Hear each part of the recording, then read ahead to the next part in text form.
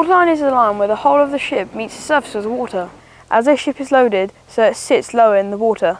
The ship has less buoyancy as more water is displaced. This is called the ship's displacement. It is therefore important for the ship to have enough reserve buoyancy to keep the decks well above the waterline. When a ship is overloaded, then it drops dangerously low into the water, and there is a risk of water flowing over the decks and sinking the ship. This concept was known as early as 2500 BC, when the Kingdom of Crete introduced rules for safe shipping. The Roman Empire also used similar regulations, but it was Lloyd's Insurance of London who introduced the first official loading recommendation in 1835 and became known as the Lloyd's Rule. Despite these recommendations, many ships were still overloaded and often sunk, since there was no way of seeing if the recommendations were being adhered to. So a British MP, Samuel Plimsoll, took up the case after a royal commission, and an Act of Parliament, a simple compulsory load line, was painted on the outside of the hull of every British ship, and by 1894 this Plimsole Line became law. By 1906, any ship visiting a British port was required to show a Plimsoll Line.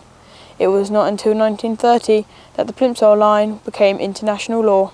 However, recently it has been accepted that one load line is not enough. The density of the water is not as constant as you may think. Fresh water has a density of 1,000 kilograms per meters cube.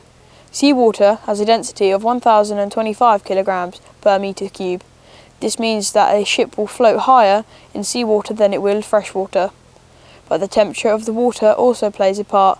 The warmer the water, the less dense it is, and the lower the ship will float in the water. This experiment shows the difference in density in different temperatures of water.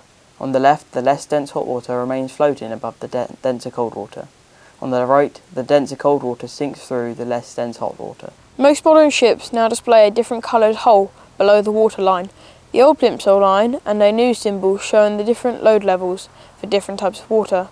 Tropical temperatures, fresh water is less dense, followed by a normal temperature, fresh water. Tropical temperature, seawater, is indicated by a T, summer temperature, seawater, by an S, and winter temperature, seawater, by a W. The winter North Atlantic Line takes into account the likelihood of stormy weather. And you thought water was just water? Back to the studio.